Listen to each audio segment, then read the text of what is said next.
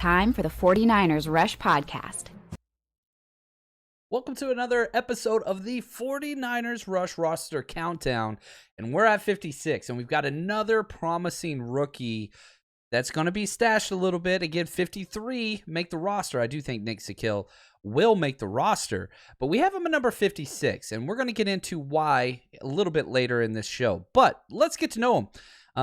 He's going to be wearing jersey number 63, offensive lineman, 6'5", 316, perfect height and build for a zone-style offensive lineman for the 49ers. Now, he's already 23 years old, entering his rookie season. He played at Fordham. You don't say that a lot about NFL players. The Fordham Rams. And he grew up in Ohio, South Cleveland. He played for the Brecksville Broadway Heights High School.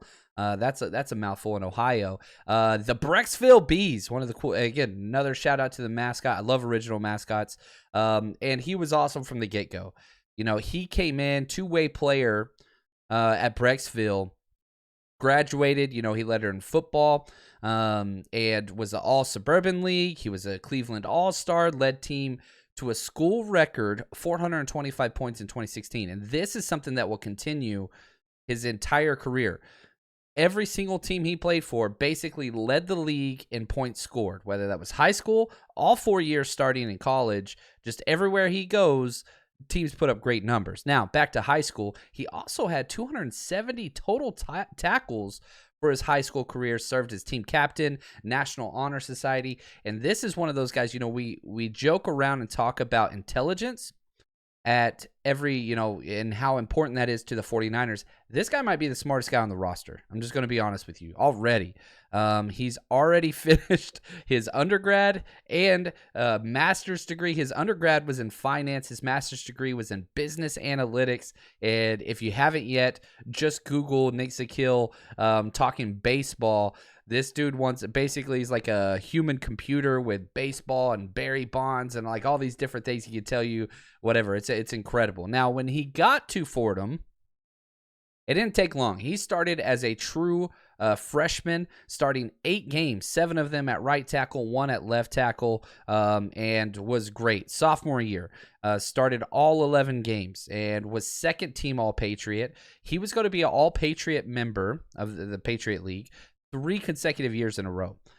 Junior year, again, Phil Steele team for an All-Patriot League pick, first team All-Patriot, academic All-District, academic All-Patriot League. Also won the Lansing Trophy as a junior, which is the award for the top lineman for the Fordham Rams. He won it again in 2020.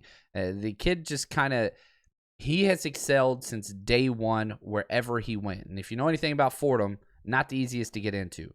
So what he was able to accomplish, it just says a lot. And, you look at, all of the games he's played, 27 starts at left tackle, 7 starts at right tackle, and the 49ers got him playing guard. Now let's dive into his athletic profile and what I wrote up on him on all my draft work. So 40-yard dash, he ran a 5.13, not great. 3 cones, 7.75, not great.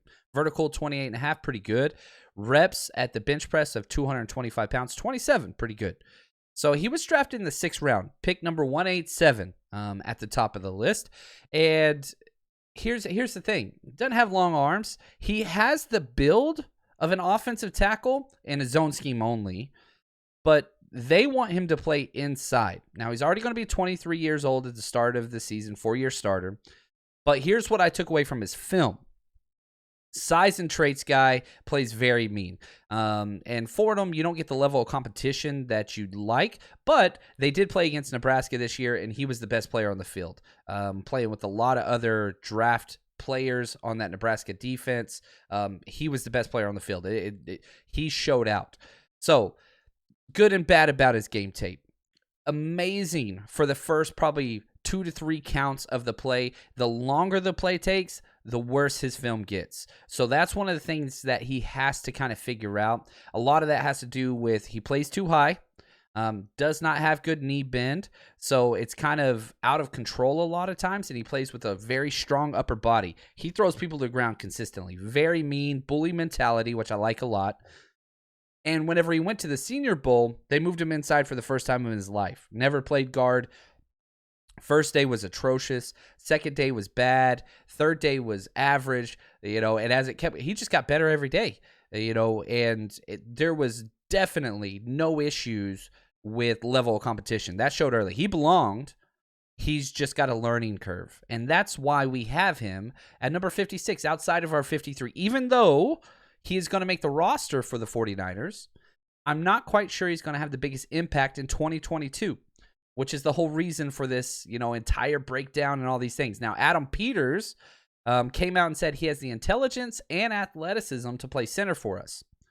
Haven't seen that yet. Throughout minicamp and OTAs, they had him almost exclusively at left guard with the second teamers.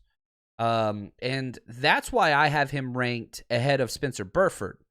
Because Spencer Burford was the right guard and Nick Zakelj was the left guard. I think the left guard might have a bigger chance of playing because Aaron Banks is not as solid. He's the starting left guard right now. Daniel Brunskill's starting right guard right now. Plus, Jalen Moore's getting snaps at right guard as well. So there's just way more competition at the right guard spot than there is at the left guard spot. Now, it doesn't mean they can't move somebody over, but statistically or, historically speaking, Shanahan likes somebody to practice one given spot, even on the offensive line, and that's where they go, especially early in their career. He doesn't like moving them around. Sometimes that happens. Now, play style, my play style player comp for him is Max Sharping. My athletic profile for him is Billy Turner.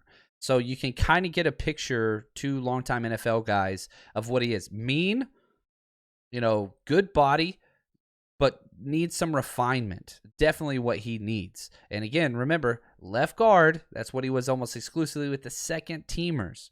So, is he making the 53-man roster? Yes. You don't waste, that 6th-round pick. He's going to get the chance to make the roster, but it's not as easy. He's going to have to pass guys like Colton McKivitz. That's probably the number one issue with both Nick Zakelj and Spencer Burford is Colton McKivitz. If they can't surpass him, that could be an issue. So I'd say 90% chance he makes the 53-man roster, but even if he doesn't, he's going to be on the practice squad, somebody that they really, really like a lot. Can he fight for a starting job? No, he's going to need probably 1 to 2 injuries. But again, Aaron Banks, man, I mean, is he the 10-year starter at left guard? If that's the case, I think eventually Nick Zakelj gets some center snaps. I like him more than Spencer Burford. I'm just going to be honest with you. And I like Spencer Burford. I liked his tape more. And I like him at center more, but he hasn't got snaps there yet. I don't think they're wanting to overwhelm him. Another one of those redshirt rookies that the 49ers are just, so stuck on. So you let him learn left guard, let him learn the scheme, let him figure everything out. Once he gets comfortable, then you can get him some work at center. But you don't want this guy taking center snaps this year in 2020, especially early, with Trey Lance back there, with, a new Aaron Banks, new starter at left guard. You just don't want that. So even if that's his long-term position, which the 49ers make sense for him to be there eventually, it's slow. It's stay the course. It's learn. Don't overwhelm. It's a giant jump to go from guard to center. And this is somebody that's still making a transition from left tackle to left guard. So it's going to take some time. He's smart as hell. He can figure it out. But once he gets his athletic, knee bend, balance, sustaining blocks, gets that under his belt, learns the playbook, that's when I think he could start getting some center snaps. But until then, let him learn. This is, fish camp and all those things and figure out this new position. And if he can handle more, you give him more. But I like this guy. I like this guy a lot, Nick Zakelj. He's just so mean. He's a tone setter guy that's just fun. Hopefully you guys enjoy this episode. Want to say thanks to Josh, for setting this up. Anthony, you guys are incredible. Great research, producers of this show, and we're just going to keep counting them down.